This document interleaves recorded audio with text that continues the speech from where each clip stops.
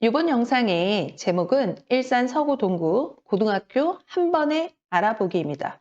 일산 서구와 동구에 학교를 모두 다 합치면 17개 고등학교가 있는데 이 17개 고등학교를 하나의 기준으로 각각 비교를 좀 해드리고 그 비교 기준을 가지고 고등학교 선택의 기준을 잡아보셨으면 좋겠습니다. 자, 첫 번째 고등학교 선택의 기준입니다. 고등학교는 대학을 가기 위한 바로 전 단계라고 생각을 하게 되죠. 대학은 4년제 대학이 있을 것이고 대학에 입학하기 위한 두 가지, 수시와 정시 이 두 가지가 있습니다. 특히 이번 고등학교 선택 기준에 있었을 때 대입의 기본 구조로서 말씀드릴 부분은 학생부 위주가 됩니다. 물론 수시와 정시 모집에 대한 각각의 전형들이 많지만 이 전형 중에서도 학생부 교과와 학생부 종합에 대한 부분으로 설명을 좀 해드리려고 합니다. 수시 모집에서도 학생부 위주, 그리고 학생부 교과, 학생부 종합에 대한 부분들 이렇게 두 가지를 설명을 해드리려고 하는데 이 두 가지가 고등학교 선택의 가장 큰 기준이 되었으면 좋겠습니다. 학생부 교과라는 것은 우리 아이들의 내신 성적을 평가자들이 정량적으로 평가하는 전형이고요. 학생부 종합이라는 것은 내신 성적을 정량적인 평가 플러스 정성적인 평가로서 선발하려고 하는 그 전형의 기준이 됩니다. 정성평가, 정량평가 이런 이야기들을 했는데 그 이야기가 도대체 무슨 얘기인지 한 번 더 점검을 한번 해보죠. 고등학교의 생활의 핵심은 바로 두 가지예요. 진로를 선택하기 위해서 학습적인 부분에 있어서 얼마만큼 학습에 대한 역량들을 준비하느냐, 그리고 진로 탐색에 대한 역량을 가지고 고등학교 내내 진로를 탐색을 했는지, 이게 바로 학교 생활의 핵심입니다. 이 활동에서 꼭 기억을 해 주어야 되는 것은 성적이 뒷받침되지 않는 활동은 사실상 그렇게 큰 의미가 없습니다. 따라서 우리 친구들 첫 번째, 학습에 대한 역량을 단단하게 다져주시고 그 뒤에 활동이 붙어야지 그것이 의미가 있게 되는 것이고 활동에 대한 부분들은 이 두 가지가 아주 중요하지만 학업에 대한 부분들이 첫 번째 우선순위가 된다는 것은 기억을 좀 해주셨으면 좋겠어요. 교과 과목에 대한 부분들, 거기에 대한 정량적인 평가, 정성적인 평가라는 이야기를 했었는데 그것은 무엇으로 확인을 할 수 있는지 또는 그 두 개의 뉘앙스가 어떻게 다른지에 대해서 설명을 좀 해드리도록 할게요. 학생부 교과 성적에 대한 예시예요. 이 부분은 아무래도 정량평가라는 것은 주관적인 것이 들어가지 않는 수치상으로만 이야기하는 것이 정량평가라고 생각을 하시면 돼요. 문학과 영어에 대한 평가가 나와 있는데 원점수가 문학은 90점을 받았고요. 평균이 61점, 그 다음 표준 편차가 12.9라고 되어 있고요. 영어는 평균과 표준 편차가 문학하고 조금 다르죠. 자, 예를 봤을 때 표준 편차는 매우 중요한 기준이 되는데 이 표준 편차는 평균을 기준으로 학생들이 흩어져 있는 정도를 하나의 수치로서 나타나는 것이라고 생각을 하시면 될 것 같아요. 표준 편차가 작으면 작을수록 평균 주변으로 몰려 있다. 그리고 표준 편차가 클수록 평균에서 흩어져 있는 정도들이 매우 크다라고 얘기를 좀 할 수가 있고요. 그 다음 옆에 보이시는 석차 등급 보이시죠? 자, 문학에서는 300명 중에 2등급을 받았고요. 영어는 300명 중에 3등급을 받았어요. 자, 이것은 석차 등급은 지금 9등급으로 제공이 됩니다. 라고 얘기가 되어 있는데 현재 중학교 2학년 학생들 2028학년도부터는 이 석차 등급이 5등급으로 변경이 되고요. 하지만 수능은 9등급으로 그대로 유지가 되고 있기 때문에 이 등급에 대한 비율은 좀 기억을 좀 해주시면 좋을 것 같아요.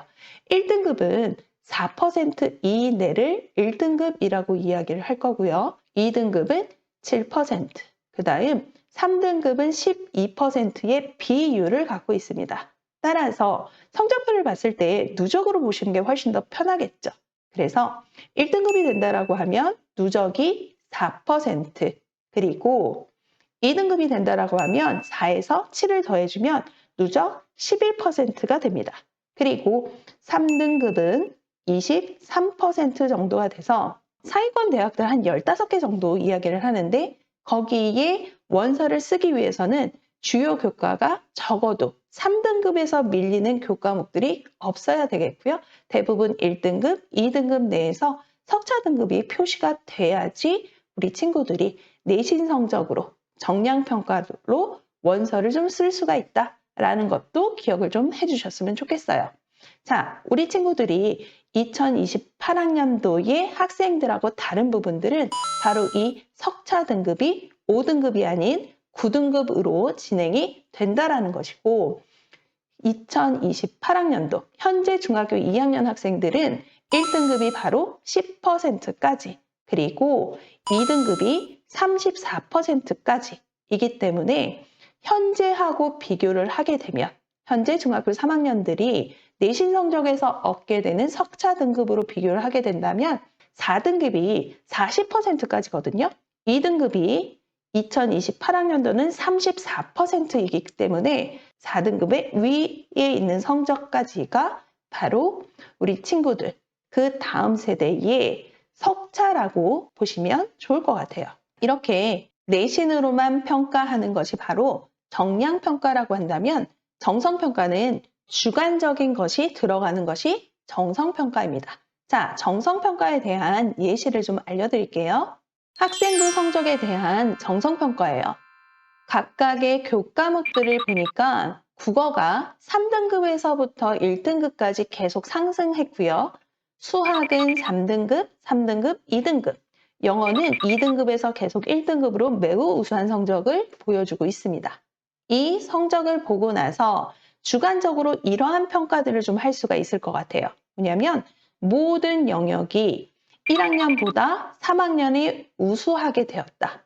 즉, 이 친구는 학업에 대한 역량이 아주 뛰어나며 계속 발전하고 있는 친구구나 라고 판단을 좀 할 수가 있고요. 국어 교과와 영어 교과를 보니까 국제 계열이나 또는 어학 계열로 이 친구가 진로를 선택한다라고 했을 때 이 친구의 학업 역량과 거기에 따른 전공에 대한 부분이 아주 우수하다라고 판단을 할 수가 있겠죠. 이 정량적인 평가를 가지고 학교 선생님들이 교과 과목의 세특에 이 친구가 국어 성적을 올리기 위한 탐구력을 어떻게 보여줬는지, 수업 시간에 이 친구가 어떤 질문을 했는지, 또는 이 친구가 수행평가에서 어떠한 성과를 거두었는지, 어떤 노력을 했는지가 조금 더 자세하게 들어가 있다면 수업 태도와 성실성에 대해서도 평가자들이 주관적으로 이 친구가 우수하다라고 평가를 내릴 수가 있게 되겠죠. 학생부 교과 전형은 정량평가, 학생부 종합전형은 정성평가입니다. 하지만 학생부 종합전형에서 기억을 해 주셔야 되는 것은 학생부 교과 성적이 뒷받침되지 않는 활동은 평가자들에게 설득력이 없다라는 부분들 꼭 기억을 해 주셨으면 좋겠어요. 자, 그 다음 고등학교 생활의 여러 가지 과정과 결과는 사실 이 기록 하나로 끝나게 됩니다. 학생이 어떠한 교과목들을 이수하고 그리고 수업 시간에 어떠한 태도를 가지고 성취를 거두었는지까지가 모두 다 이 안에 들어가 있어요. 그러면 학교생활 기록부가 풍부한 친구와 상대적으로 조금 빈약한 친구는 확연하게 차이가 좀 있을 거고요. 학교생활 기록부를 꼼꼼하게 써줄 수 있는 그런 선생님들이 많은 고등학교가 명문고라고 이야기를 하는 거고, 특수목적 고등학교에서는 아무래도 이 생기부가 일반고하고 비교했을 때 경쟁력이 다른 학교들보다 있다라고 평가하기 때문에 학교생활 기록부라는 것은 고등학교 생활의 과정과 결과가 모두 다 들어가 있는 아주 중요한 서류이고,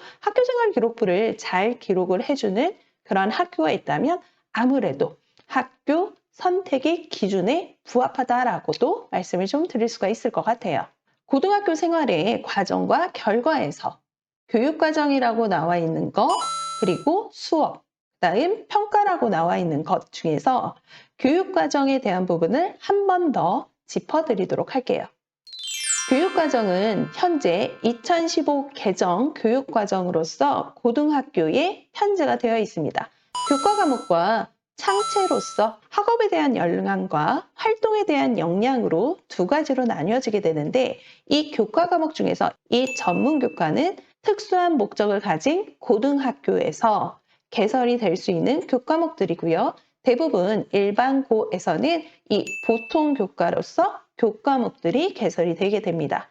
그래서 이 부분을 공통과목과 선택과목으로 학생들이 나눠지게 되는데, 이 선택과목의 일반 선택과 진로 선택으로 이 두 가지 중에서 일반 선택까지가 내신 성적의 등급으로 표시가 될 것이고, 이 진로 선택은 A, B, C 등급이 표시가 되지 않는 것이 진로 선택입니다. 2015 교육 개정에 대한 부분들을 조금 더 자세히 설명을 드리면, 1학년 때는 일반고하고 특목고가 구별되지 않고 모두 다 공통 과목을 공부를 하게 되겠고요.